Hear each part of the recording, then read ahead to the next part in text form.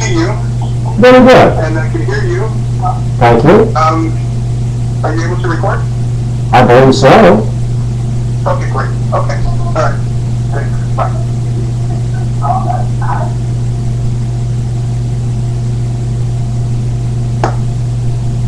Thank you very much.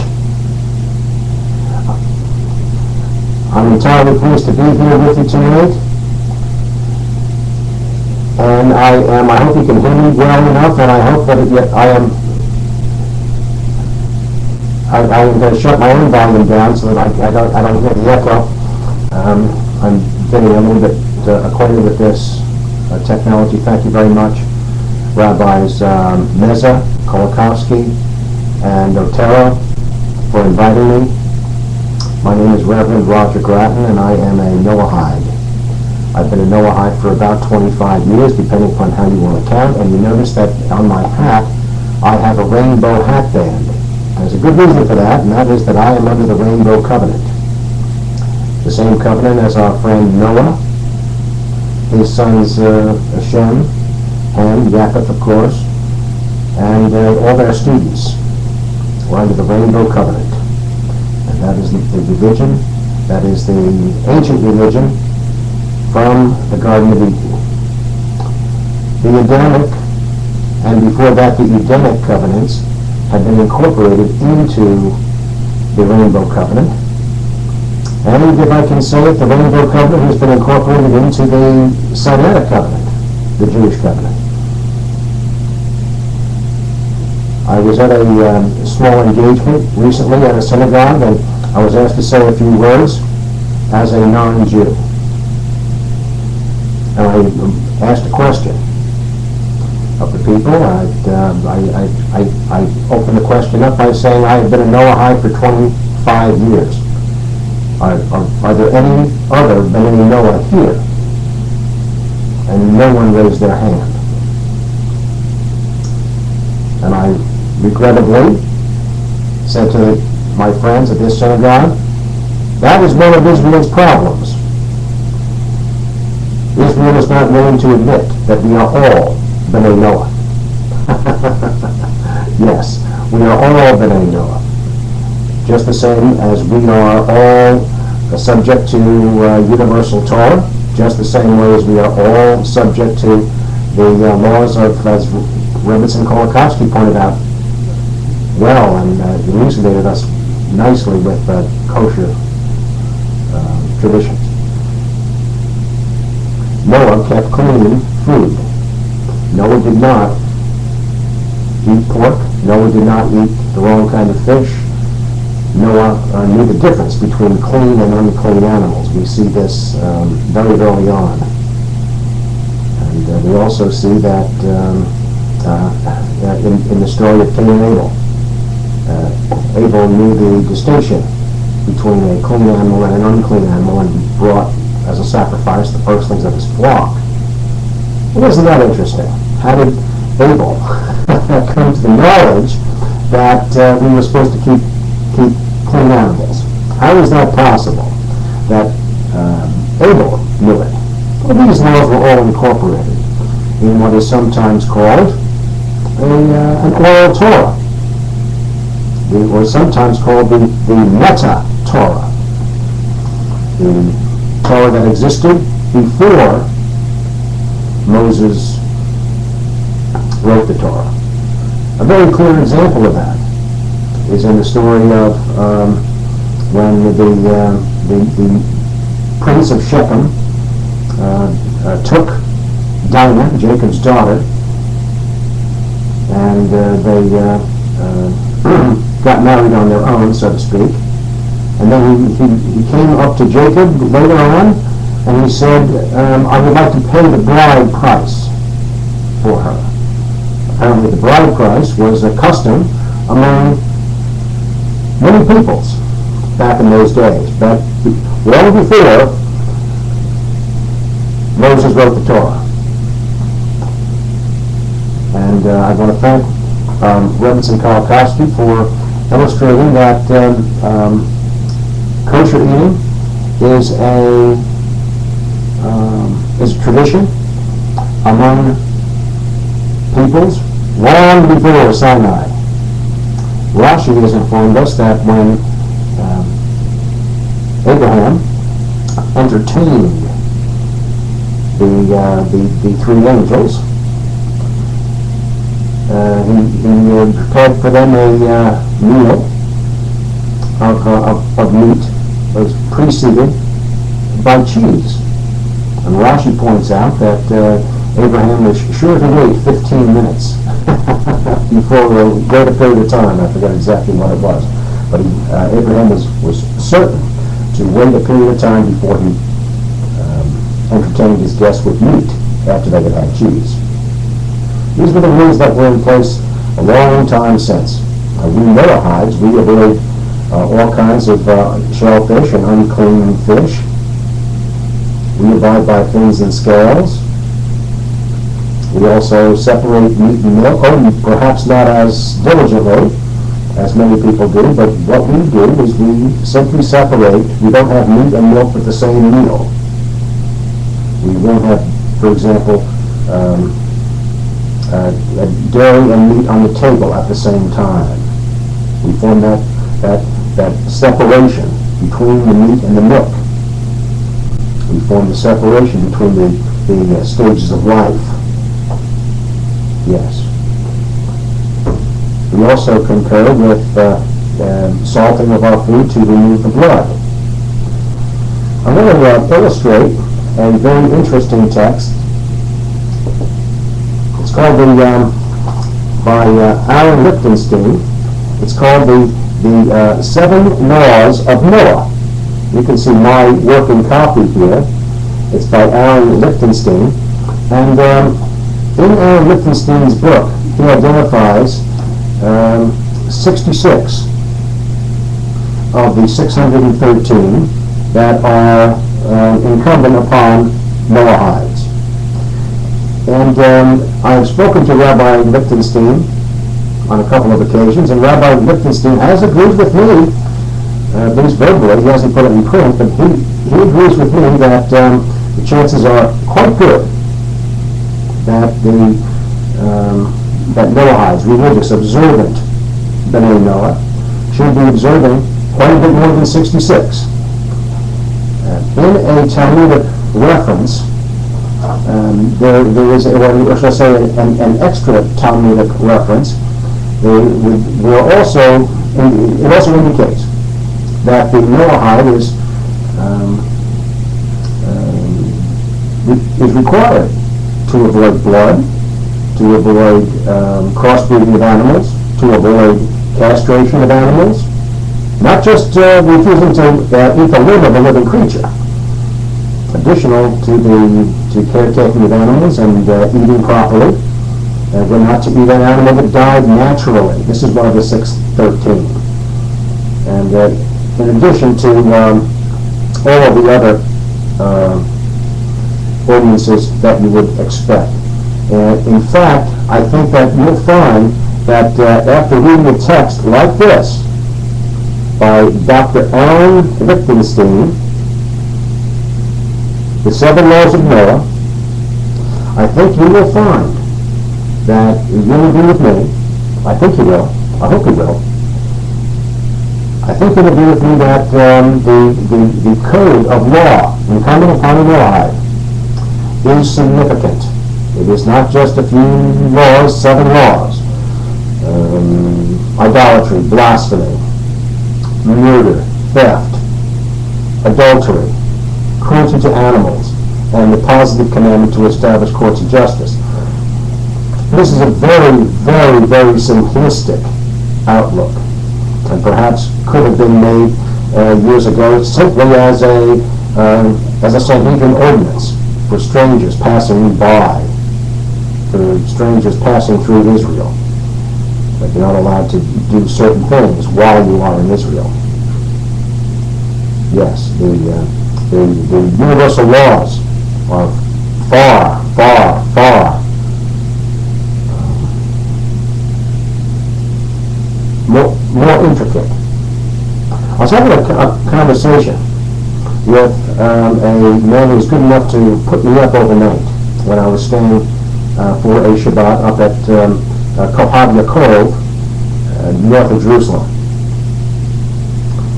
And this gentleman put me up for a night, and he had on his wall a thermometer that you might see in many places. You might see it in a store, you might see it in a number of different places, and it was in the form of an anchor. And this anchor was of a particular anchor design which had colors on it and was very decorative. And it reminded me, and I expressed to him in my English, and he spoke barely a word of English. Barely a word of English. He would understand every fourth or fifth word that I was expressing. This gentleman, very scholarly man, heard me say, that reminds me of this very anchor reminds me of a tattoo that a friend of my father's had back when he was in the Navy. You see, the thermometer was on an anchor. So that a lot of sailors would have a tattoo that would be in the shape of an anchor. And he said to me, Noah wasn't tattooed. Well, I'm sure he was right. But it just goes to show that now if someone already has a tattoo, so be it. If somebody already has a tattoo, they can regret that they had that done and go on and live wonderfully righteous and pure lives. However, I thought it interesting that tattooing, while it's forbidden in Torah for someone who's knowledgeable to receive a marking of that character, it's not listed in the 7 laws, is it? No, it isn't. Just the same way as the bride price that is customary in many areas. I know that a lot of times ladies expect a gemstone when they're becoming engaged. I've known some people when they were promising each other's vows, the man did not give the lady a gemstone, he gave her a piece of land. And she was very happy to have that piece of land also, I might add. And another fellow I know gave his bride a house and put the house in her name. Pretty nice. However, whatever a person wants to do is up to them. A gemstone, land, I know in some parts of the world a great amount of gold jewelry is given to a bride as a bride price. Well, it's the same thing, isn't it? The bride price custom carries on somewhat universally. I'm not saying we should be like the South Sea Islanders or the Amazonian natives down there and give, pigs and chickens and everything, but it's done. And it is, interestingly enough, it is a bride price. Yes, it is. These customs are practiced the world over. The code of law for a Noahide is presently being taught in a type of a shulchan aruch for Noahides. I believe the title of the book is The Divine Code, and it's by a Rabbi Weiner, W-E-I-N-E-R, I believe, of Jerusalem. And Rabbi Weiner has done a great work. He has done a magnum opus. And if he never wrote another thing in his life, he would have achieved a great deal of work. This code of law for the Noahide is, as I recollect, I gave my copy away.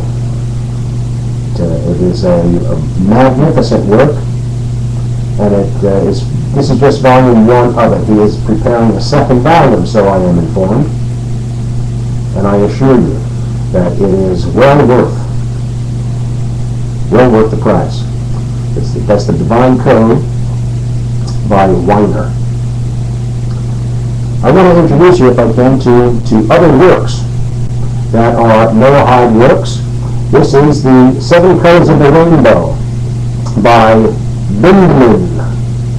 7 Colors of the Rainbow, Ethics for Non-Jews by Benjamin. I'm going to introduce you to another work, and that is by Grattan and Noahide, The Path of the Righteous Gentile. I'm going to introduce you into several other works as time goes by, but we are very fortunate to be able to have here 3 works.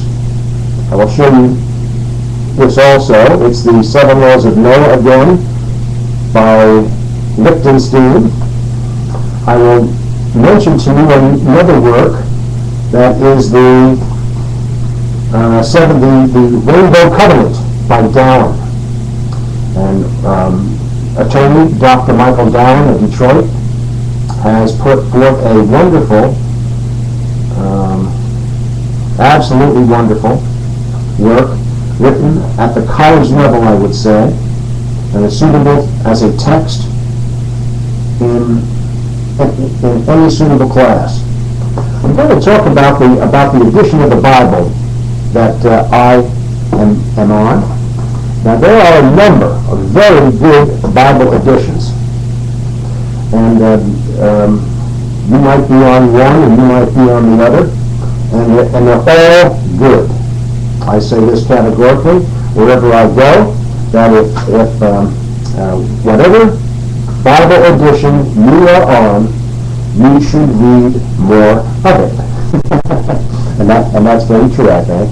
But this particular Bible that I use, it's a Stone edition, English. It is put out by the Art Scroll people, and it's about you can buy it on eBay very frequently for about $40. And I'm trying to focus it here, not doing a very good job, but it is the Stone edition of the Chumash by Art Scroll. And it is a wonderful Bible. It is a wonderful Torah. I like it because it has the text in English, and then it has information-packed footnotes. The footnotes take up the majority of the page. There might be as little as 10 or 12 lines of text, and then there might be 30 or 40 lines of footnotes and commentaries. Information-packed footnotes. I want to read something to all the devoted listeners. I'm very fascinated that people ask me, many places where I go, have you ever considered converting to Judaism? And I answer them, yes. Yes, I have. I'm going to read a couple of comments that have been made by several of the remarkable scholars of our day.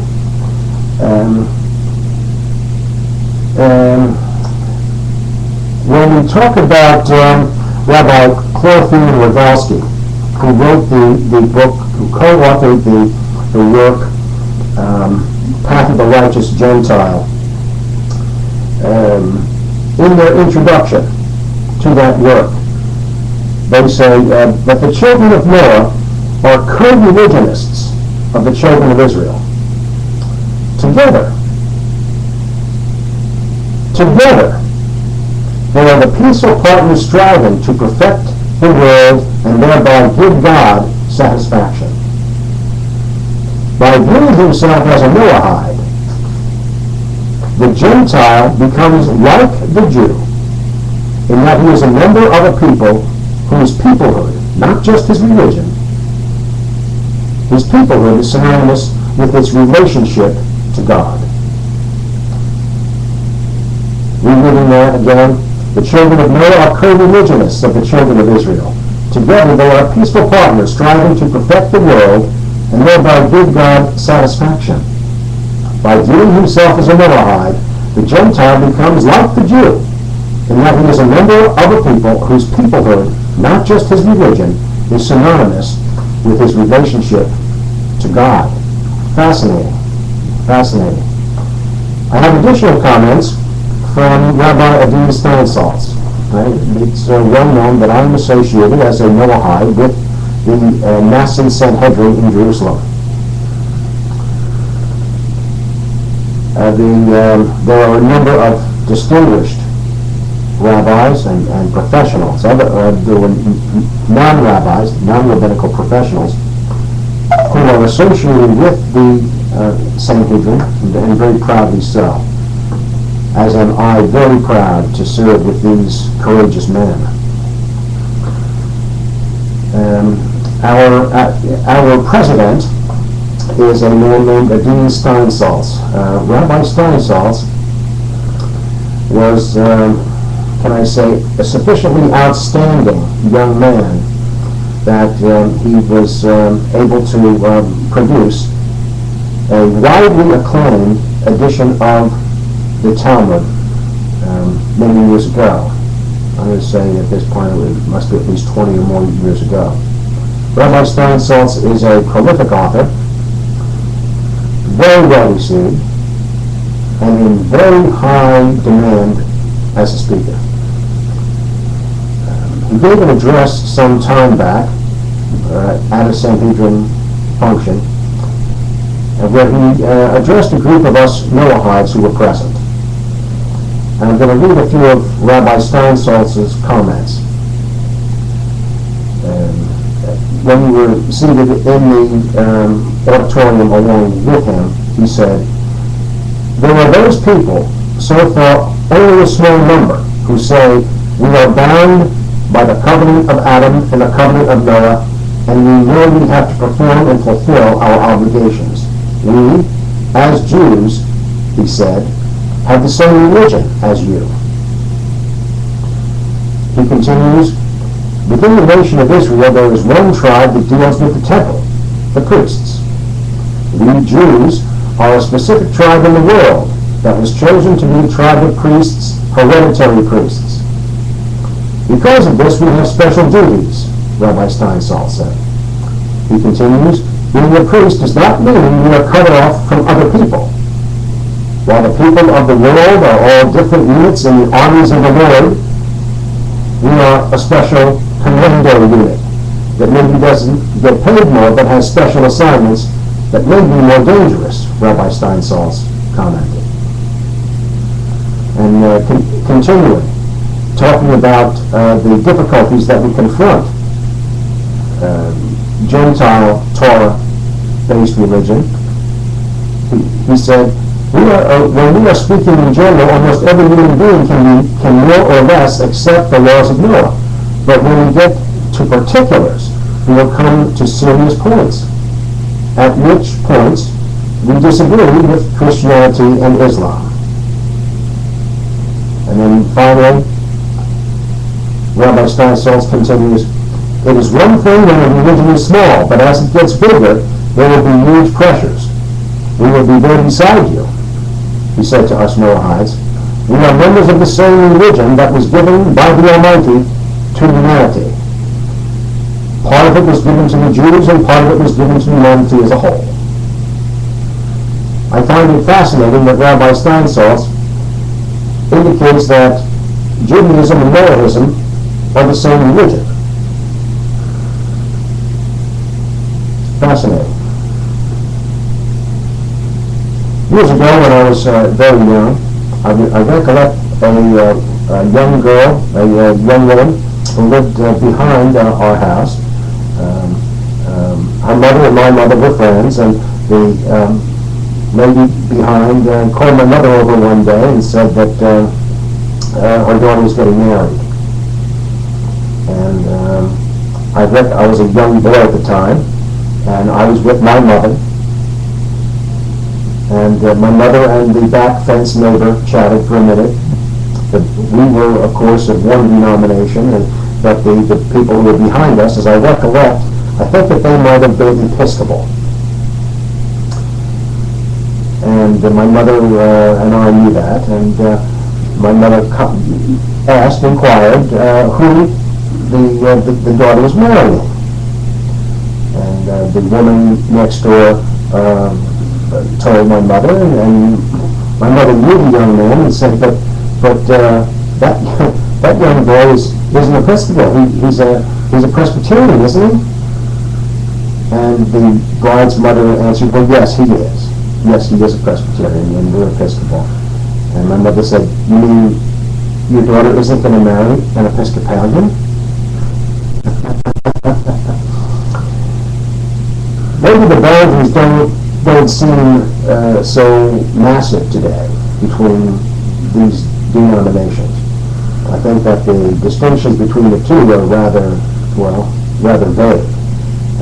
They're probably very severe to sincere adherents to those denominations, but they don't seem very problematic to us, do they? No. Isn't it funny that there was such a large distinction between Noahides and Jews, when I'm not entirely convinced that there should be? Rabbi Steinsaltz isn't. And I tend to fall on his side. We are all part of the same religion. If I can phrase it a little bit differently, those two religions, if you will, or the Latin word religion, or the English word religion stems from the Latin root religare, which means intending to be bound by, as if someone was crossing their hands, waiting to have their hands tied. Religare. Someone is intending to be bound by certain ordinances, intending to be bound by customs. The Jewish religion and the Noahide religion are different. We have different ordinances, different requirements. Our separate members are bound by different ordinances. So we have technically different religions. However, we are of the exact same faith. And I might use that teaching tool again sometime with this class. Jews and Noahides, which I have come to, I've dropped the word Jew. I start using B'nai Israel and B'nai Noach. B'nai Israel, on one hand, is one religion. B'nai Noach, another religion, still bound by many of the same ordinances, still bound by many of the same commandments, still observe many of the same mitzvot. While we are of different religions, we are of the exact same faith. And it's curious to note that when the temple stood, non-Jews could offer sacrifices, could bring an offering to the Kohen the same way as could a B'nai Israel. B'nai Noach, B'nai Noachim, and B'nai Israel were able to both bring sacrifices to the temple. And they will in the future as well, I am informed. I'd like to refer anyone who wants to touch on it, a passage in the prophet Isaiah, which was indicated to me by my good friend Jack Saunders of Tennessee. And Jack Saunders told me that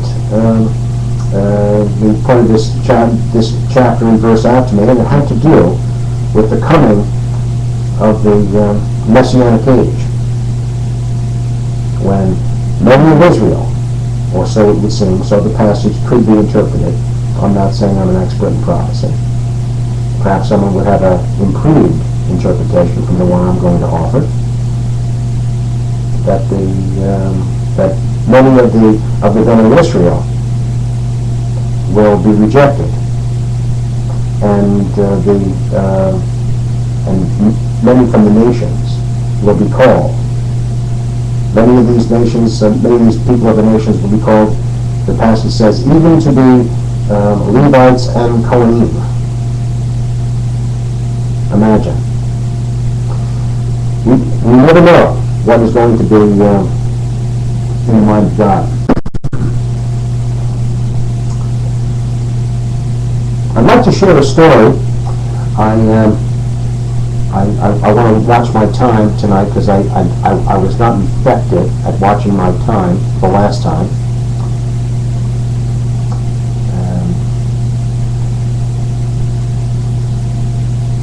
There are I'm trying to gauge this here. I'm about halfway through my time. Thank you.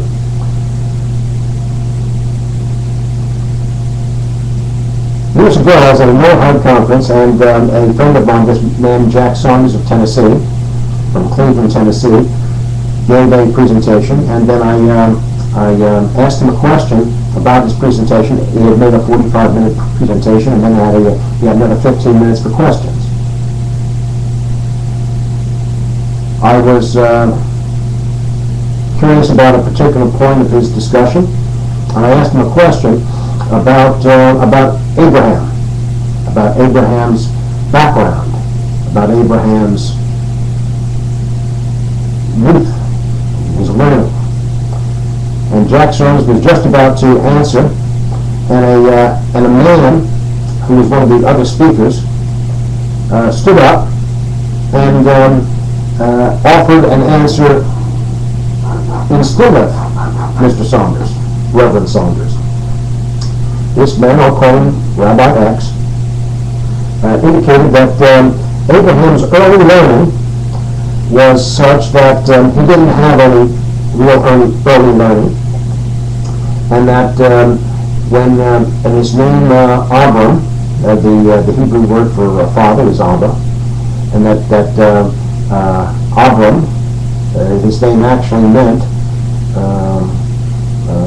or had a root in the word father, and that when Abram's name was changed to Abraham, he was going to be the father of many nations, and so Abraham was actually his own father in learning.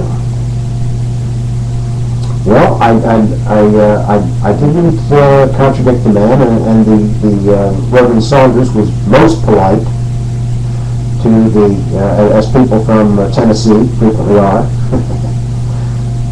He was most polite, and he didn't interrupt this man who wanted to offer an answer. I found that many times people had taken, can I say, custody of Abraham, and had disallowed Abraham from being himself. I think it's very possible that Abraham is seen by the Muslims as being their ultimate father, the father of the Abraham of the Islamic peoples. They call him Ibrahim. Isn't it fascinating that the Christians who we love and respect also, and as the Muslims we love and respect them, but the Christians also identify Abraham as being their ultimate father, the father of their religion as well, their ultimate father. And of course the Bene Israel, the Jews, said that Abraham was the first Jew, and they may have some very good basis for that fact, for their opinion in that fact. But I'm going to offer one opinion right now, and I don't think I'll get a great big argument on it from the rabbis who will be listening to me, and I'll be glad to stand correction on this. It's my understanding that Abraham, halakhically,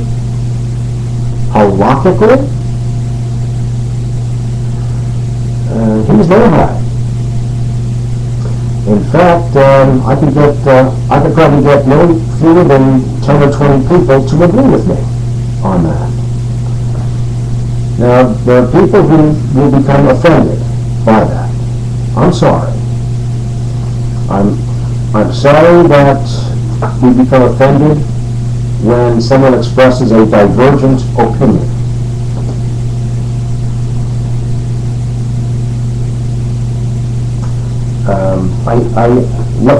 In one of the previous classes, I suggested a book called the Sefer HaYashar. It's by this particular edition is called the Authentic Annals of the Early Hebrews, and it's also known as the Book of Jasher. This particular edition is produced by Wayne Simpson. Wayne Simpson is from, you see the address there, from out in Oklahoma. And a great man, the name of this show is called the Noahide side. And I take that quite literally. I intend to give the Noahide perspective. And some of you might recall that the story of little Abraham in the idol shop. The story of little Abraham in the idol shop goes something like this: that Abraham was a little boy, and that he was in his father's idol shop one day, and he took a hatchet and smashed the idols. And he put the hatchet in the hand of the big idol, and then the big idol was holding the hatchet when Terah, Abram's father, returned, and Terah asked Abram what had happened, and Abram identified the fact that told his father Terah that the big idol had smashed the idols, had smashed the little idols when they were reaching out for food, and that's how all the idols got smashed. This was a story that illustrates clearly little Abraham's understanding of idolatry. There is another, can I say, more complete edition of this story, and I believe that Midrashic tale comes from Sefer HaYashar, which I'll be reading from now. Going to, how about this? I'm not going to read it, but I'm just going to tell the tale for the sake of expeditiousness. And you're invited to consult with this. The Sefer HaYashar is in numerous printings, and it's available online. You can get it on eBay. You can get it in Hebrew. You can get it. It's often in. I think even Rashi has some kind of comments on it. Back when Abram was a little boy, let's just say he was 10 or 11, the priests of Nimrod's palace saw a stellar event in the skies, a shooting star or something, and they indicated to Nimrod that this event foretold that there was someone who had been born in Nimrod's kingdom who would bring about the demise of Nimrod. And ultimately, the priests encouraged Nimrod to have all male children destroyed. And so they were. All except Abram, Terah's son. This is a favor to Terah. Nimrod, of course, was well acquainted with Terah, and as a favor, wanted to save his son. When Abram was still alive, the priest came to Nimrod and said, "No, we can sense that the force to to destroy your kingdom is still at hand. And so suspicion fell on Terah and Abram. Terah safeguarded Abram and sent him into a cave with Abram's mother and a nurse. And Terah sequestered the three of them in a cave until the coast was clear. When Abram was age 11, and Abram was then sent to the house of Noah for safekeeping. One commentator said that Nimrod would never dare to attack the house of Noah. And there Abram lived for 39 years. And according to the text of Jasher, Abram lived for 39 years and grew strong in the knowledge and wisdom of the Lord. Well, when Abram was 50, he returned back to his father's home and was helping. His father asked him to serve meat to the idols one day.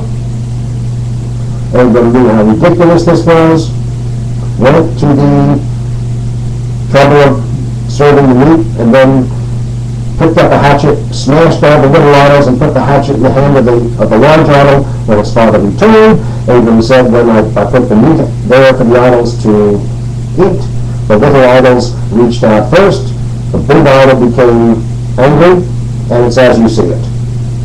And Terah told him, that's obviously not what happened. Why don't you tell me really what happened, Abram? And here comes a discussion between Terah and Abram, which ensues with Abram at age 50, after having lived in the house of Noah for 39 years. And according to that text, according to the extra-canonical text of Jasher,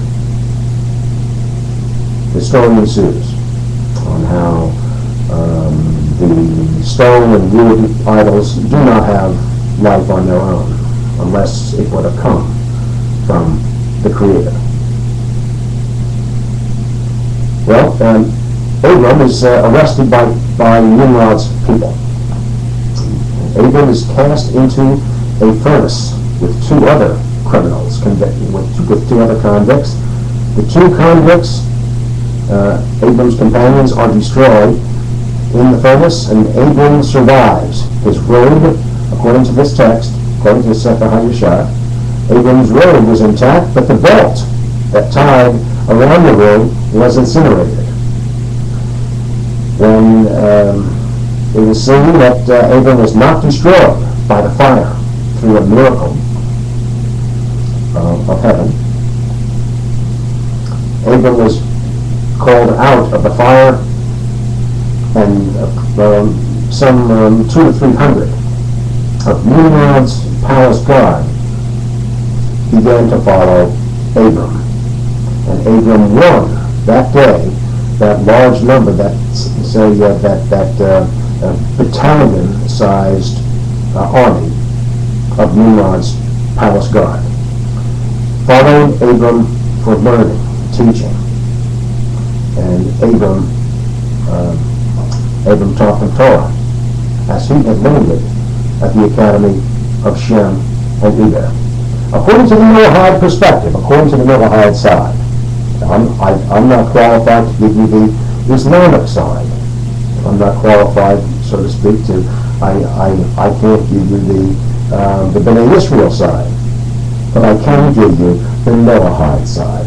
We Noahides see Abram as being a fantastic Noahide. We think that we have very good support on this. For when Terah sent Abram to the house of Noah, where he lived for 39 years, according to Jasher, I guess you could say that Terah wanted Abram to be safeguarded, and Noah, de facto, became Abram's foster father. And so we could really say that Abram was a B'nai Noah, a foster B'nai Noah. He was certainly steeped in wisdom of the Lord in Noah's household. if that tale is to be true. Yes, the Noahide side is a fascinating side. We see ourselves as being of the same religion as Abraham. Years ago, I first read the story, and I've read it many times, the story about how Abram's entire house was brisked. Yes, his entire house was brisked. This would include all of his sons. And in that edition of the Torah that I showed you earlier, we see that, I'd have to count it again, but I recollect that Abram had 8 sons. And at the time that, including Isaac, Ishmael, and 6 others, I believe I could be mistaken. At the time that Isaac inherited the land and the spiritual obligation, the other sons were sent away to the east with gifts. Yes, we've all read that story. They were all brisked. They were sent away eastward with gifts. According to the commentators, they went not only to the east, but they went to the south. They went to the Negev. They went to Saudi Arabia. They went to other places. Maybe they went to Sinai and these other places, and as far north as the Caucasus and things like this. I've heard a number of different opinions on it. Much is made that the terrible, tragic, destructive, sad, diaspora of 562 BCE with the Assyrians, and 70 of the year 70 Common Era with the Romans, where these diaspora caused Israel to be removed from their land and spread out all over, not just the Mediterranean basin, but across the Red Sea, down in the Saudi Peninsula, as far as Babylon. That's where we get the Babylonian Talmud. Present-day Turkey, Greece, Spain, and all over. Some people say as far as France. They were exiled by the Romans to that frontier. They were taken from the Jordan Valley and planted up in France. And the Torah went with them. Torah culture went with them. Yes. Years ago I read this story and I learned this story, but isn't it also fascinating that Abram's sons, who departed Israel, actually were a type of a mini diaspora? Fascinating, and I've gotten several people to think about that and conjure it, and they've agreed with me. When Joseph Azariah was in Egypt, Jacob's son, of course he was the prime minister, everyone knows that, and he was a great influence of Torah wisdom, Torah knowledge on the Egyptians. Yes. I would like to attempt to do what Reverend Sam Kolakowski did a little bit ago, and I would like to invite people to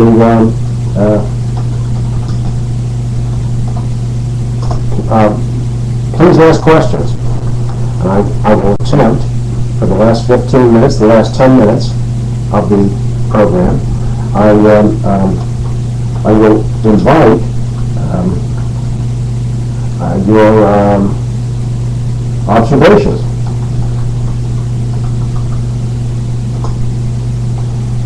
If you have any observations, if you've come to any conclusions, any determinations. I can be reached also. I have an email address. It's Bereshis 6_8. It's the number 6_8. Bereshis 6_8 at yahoo.com. If anybody wants to write to me, I received one inquiry this past week from my previous class. I can continue while questions might be coming in, while observations are coming in, I'm going to encourage people to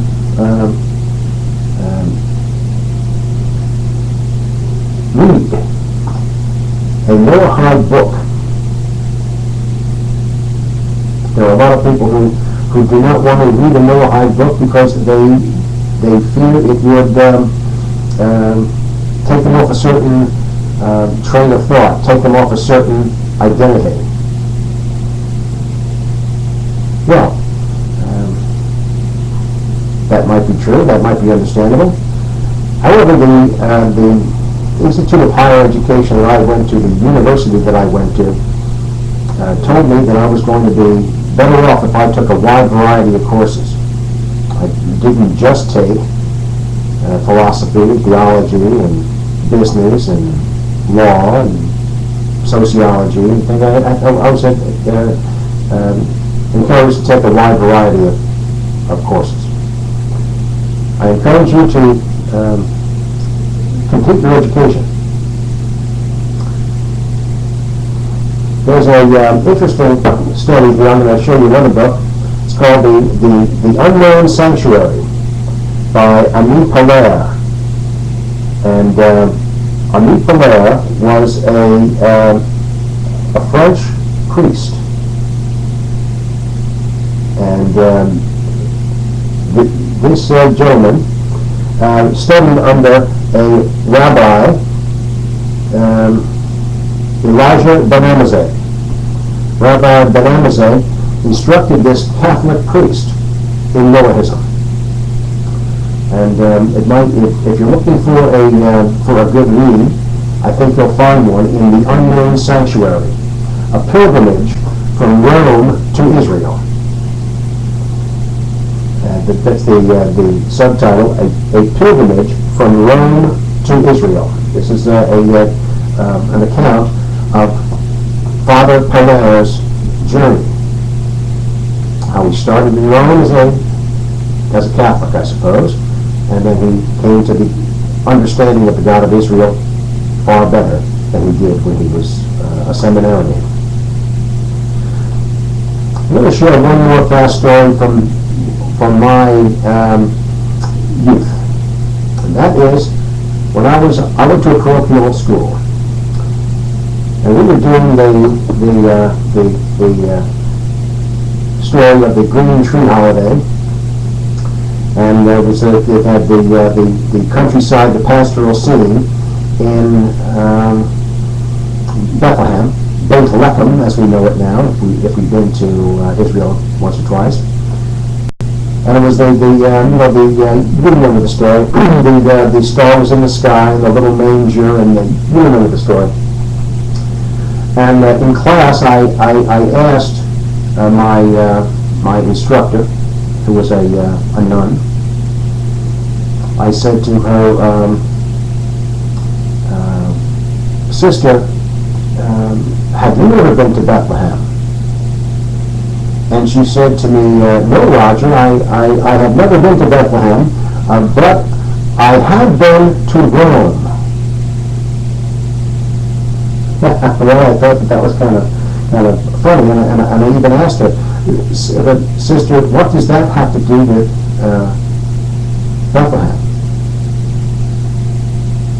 And she smiled at me, and she didn't quite know how to answer it, and she said, "Would you like to go to Bethlehem someday?" And I said, "Yes, I would. Yes, I would, sister. Yes."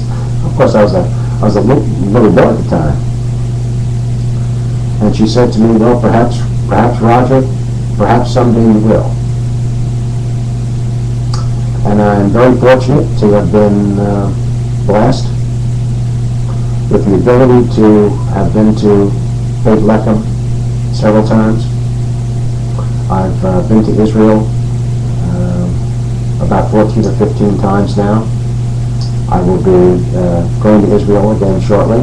I will have a camera with me, and I will be delighted to film my next number of broadcasts from Israel and submit them to this wonderful e-yeshiva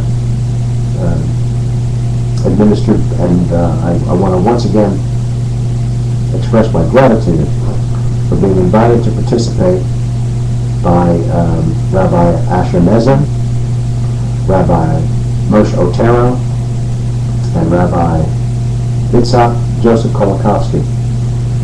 I want to congratulate these men on the fine work that they're doing, continued success, and I am proud to be a part of this e-yeshiva. Once again, my email address is Bereshis6_8 at yahoo.com. And I see a comment here from Stephen.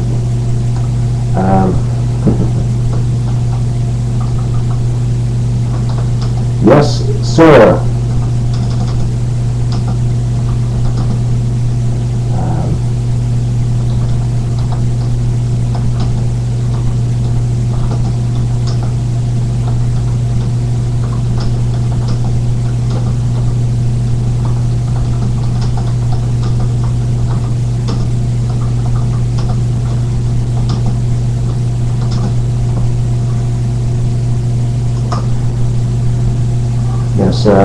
One of the class participants said, Roger, you have traveled a long road from Rome to Bethlehem. Yes, I have.